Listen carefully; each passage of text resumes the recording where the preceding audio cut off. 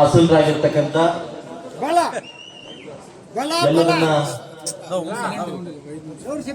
ನಾಯಕ ಮಹಾನುಭಾವರಿಗೆ DC bank ನಿರ್ದೇಶಕರು ಪ್ರಭು sir ಅವರಿಗೆ ಮತ್ತು ನಗರಸಭಾ ಮಾಜಿ ಅಧ್ಯಕ್ಷರು ಎಂ ಆರ್ ಮುರಳಿ ಸರ್ ಅವರಿಗೆ, ಯುವ ನಾಯಕರಾಗಿರ್ತ ಗೊಲ್ಲಳ್ಳಿ ಜಗಣ್ಣವ್ರಿಗೆ ಹಾಗೂ TPMC ಮಾಜಿ ಅಧ್ಯಕ್ಷರಾಗಿರ್ತಕ್ಕಂಥ ಬಡವಳ್ಳಿ ಲಕ್ಷ್ಮಣ ಅವರಿಗೆ, ಮುಂದಿನ ನಮ್ಮ ನಾಯಕರು ಮಾಜಿ ಜಿಲ್ಲಾ ಪಂಚಾಯತಿ ಹೆಬ್ಬೇಡಿ ಕೇಂದ್ರರಾಗಿರ್ತಕ್ಕಂಥ ನರಸಿಂಹಣ್ಣವ್ರಿಗೆ ಹಾಗೂ ಈಗ ತಾನೇ ಸ್ಪೀಚ್ ಮಾಡಲು ಗಂಟೆ ಬಾಗಿಲು ನಮ್ಮ ಶಶಿಕಾಂತ್ ಅಣ್ಣವ್ರಿಗೆ, ತಿಮ್ಮಣ್ಣವ್ರಿಗೆ, ರಮೇಶ್ ಅವರಿಗೆ ಹಾಗೂ ಗಣಪಣ್ಣವ್ರಿಗೆ, ಹಿಂದೆ ಕೂತಿರ್ತಕ್ಕಂಥ ಅತಿಥಿ ಮಹಾನುಭಾವರಿಗೆಲ್ಲ ನಾನು ಏನೋ ತಪ್ಪು ತಿಳ್ಕೊಂಬೇಡಿ, ಎಲ್ರಿಗೂ ನಮಸ್ಕರಿಸುತ್ತ ಊರಿನ ಮುಖ್ಯಸ್ಥರಿಗೆ ಎಲ್ಲ ನಮಸ್ಕರಿಸುತ್ತ ಈಗ ತಾನೇ ನಮ್ಮ ಸಿಂಪುರ್ ಗೋವಿಂದ ವಚನವರು ಬನ್ನಿ.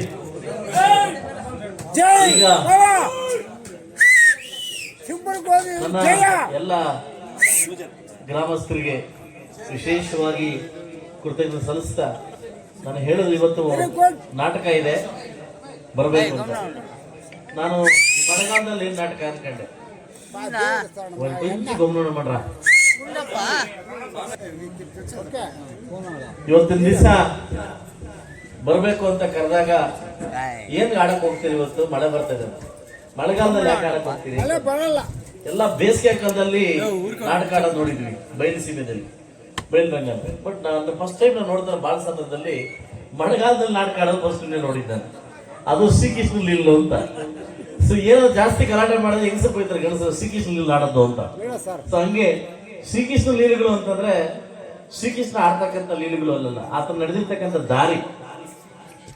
ನಮ್ಮ ಕುರುಕ್ಷೇತ್ರದಲ್ಲಿ ಆತ ಮಾಡಿರ್ತಕ್ಕಂಥ ನಿಂತಾನೆ ನಮ್ಮ ತಿಮ್ಮಣ್ಣ ಹೇಳಿದ್ದು ಪಾಠ ಪಾಡು ಅಂತ.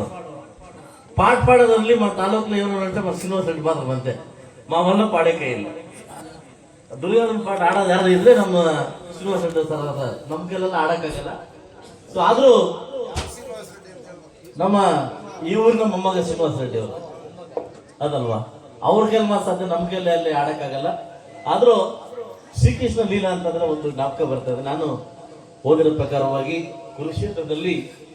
ಕುರುಕ್ಷೇತ್ರ ಯುದ್ಧ ಸ್ಟಾರ್ಟ್ ಆಗ್ತದೆ.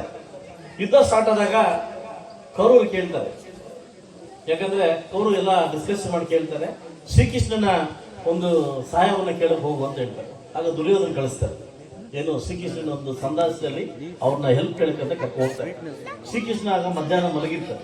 ಆ ಮಧ್ಯಾಹ್ನ ಮಲಗಿದ್ದಾಗ ನಾನು ಯಾಕೆ ಅದನ್ನ ಮುಟ್ಟಬೇಕು ಸ್ಪರ್ಶ ಮಾಡ್ಬೇಕು ಅನ್ನೋ ಕಾರಣಕ್ಕೆ ಎದ್ದೇಳಿ ನಾನು ಪಕ್ಕದಲ್ಲಿ ಕೂತಿರ್ತೀನಿ ಅಂತ ದುರ್ಯೋಧನ ಕೂತಿರ್ತಾನೆ. ಸೊ ಲೇಟ್ ಆಗಿ ಅರ್ಜುನ ಬರ್ತಾನೆ, ಪಾಂಡವರ ಕಡೆಯಿಂದ ಅರ್ಜುನ ಬರ್ತಾನೆ. ಅರ್ಜುನ ಬಂದು ಎರಡೂ ಕಾಲಗಳನ್ನ ತಲೆಮೇಲಿಸಿ ಶಿಕ್ಷವನ್ನು ತಲೆ ಮೇಲೆ ಇಡ್ತಾರೆ, ಅಲ್ಲಿ ಪಾದ ಮೇಲೆ ಇಡ್ತಾರೆ. ಅವಾಗ ಶ್ರೀಕೃಷ್ಣ ಮಲಗಿರಲ್ಲ, ಎದ್ದಿರ್ತಾನೆ.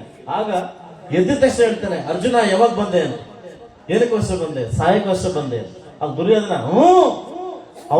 ಅವ್ರಿಗಿಂತ ಮುಂಚೆ ಬಂದಿದ್ದು ನಾನು ಅಂತ. ಇಲ್ಲ, ನಾನು ಸ್ಪರ್ಶ ಮಾಡಿದ್ದು ಅವರು ಅಂತ. ಆದ್ರೆ ಇದು ಶ್ರೀಕೃಷ್ಣ ಲೀಲೆಗಳು. ಶ್ರೀಕೃಷ್ಣ ಎಲ್ಲವನ್ನೂ ಗೊತ್ತಿದ್ರು ಕೂಡ ನಿದ್ದೆ ತರ ಆಕ್ಟ್ ಮಾಡಿ ಪಾಂಡವರಿಗೆ ಗೆಲ್ಲಿಸಲೇಬೇಕು ಅನ್ನೋ ಕಾರಣಕ್ಕೋಸ್ಕರವಾಗಿ ಅಧರ್ಮ ಎಲ್ಲಿರುತ್ತೆ ಅಧರ್ಮಕ್ಕೋಸ್ಕರ ನಾನು ಬರ್ತೀನಿ ಅನ್ನೋ ಕಾರಣಕ್ಕೋಸ್ಕರ ಶ್ರೀಕೃಷ್ಣ ಅಂತ ಹೇಳ್ತಾನೆ. ಸೊ ಆ ತರ ಲೀಲೆಗಳನ್ನ ಇವತ್ತು ಆ ಮಹಾನ್ ಭಾವನ ಹೆಸರಲ್ಲಿ ಭಗವಂತ ಸೃಷ್ಟಿಕರ್ತ ಆ ಲೀಲೆಗಳನ್ನ ಆಡಕ್ಕೆ ಇವತ್ತು ಹೊರಟಿದ್ರಿ. ಖಂಡಿತವಾಗ್ಲೂ ನಿಮ್ಗೆ ಹೆಲ್ಪ್ ಆಗ್ಲಿ, ಒಳ್ಳೇದಾಗ್ಲಿ ಗ್ರಾಮಕ್ಕೆ. ನಮ್ಮ ಬರಸೊಳಗಡೆ ಮಳೆ ಬಿತ್ತು, ಇದು ಶುಭ ಸೂಚನೆ. ಈಗ ಮಳೆ ಬರ್ತಲ್ಲ, ಮಳೆ ಬರಕ್ ಹೋಗಲ್ಲ, ಮಳೆ ಬರಲ್ಲ, ನಿಮ್ ನಾಟಕನ ಆಡ್ಕೋಬಹುದು ಅಂತ ಹೇಳ್ತಾರೆ.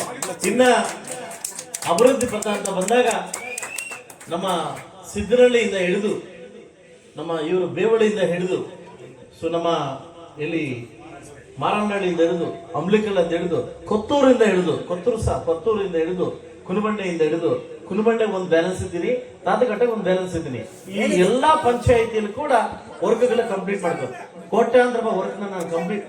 ಪೂಜಾರಳ್ಳಿಗೆ ಆಗ 1 ಕೋಟಿ ರೂಪಾಯಿ, ಪೂಜಾರಲ್ಲಿ 1 ಕೋಟಿ ರೂಪಾಯಿ ಅರ ಹಾಕಿದ್ದೀನಿ, ಅಣ್ಣಳ್ಳಿಗೆ ಹಾಕಿದ್ದೀನಿ, ಯಲವಳ್ಳಿಗೆ ಹಾಕಿದ್ದೀನಿ. ಪಂಚಾಯತಿ ಎಲ್ಲ ಊರಲ್ಲಿ ತಾತಘಟ್ಟ ಮತ್ತು ಕುನಬಂಡೆಗೆ ಮಾತ್ರ ಹಾಕಿಲ್ಲ, ನಂಗೆ ಗೊತ್ತಿದೆ.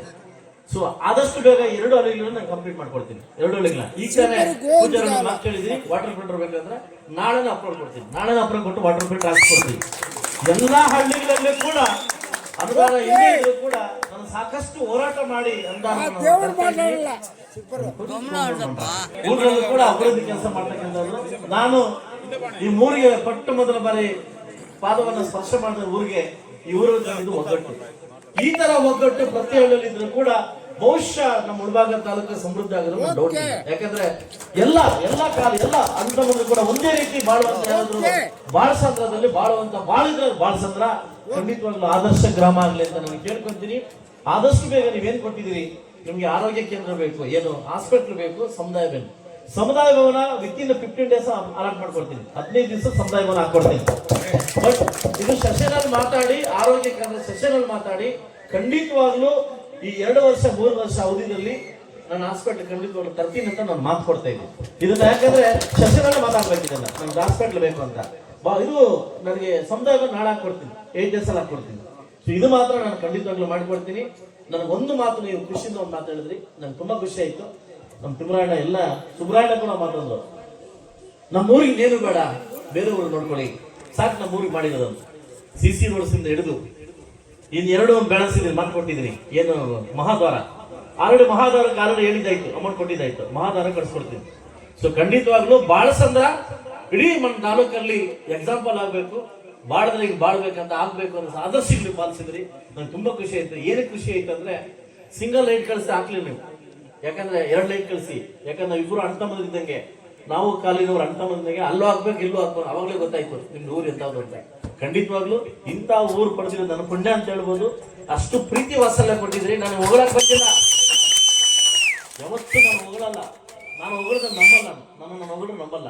ಸೊ ಅಂದ್ರೆ ಖಂಡಿತವಾಗ್ಲೂ ಮುಂದಿನ ದಿವಸ ಒಳ್ಳೇದಾಗುತ್ತೆ ಅಂತ ಬಯಕೆಯಿಂದ ಒಳ್ಳೇದಾಗೇ ಆಗುತ್ತೆ. ಯಾಕಂದ್ರೆ ಪಕ್ಷ ಸದೃಢವಾಗಿದೆ, ಯಾಕಂದ್ರೆ ದೊಡ್ಡ ಅತಿಥಿ ಮಹಾನುಭಾವರು ಕಂಡಿರ್ತಕ್ಕಂಥ ಪಕ್ಷ ತುಂಬಾ ಸದೃಢವಾಗಿರುತ್ತೆ. ಈಗ ಋಣ ತೀರಿಸ್ಕೊಳ್ತಕ್ಕಂಥ ಸಮಯ ಈಗ ಬಂದಿದೆ.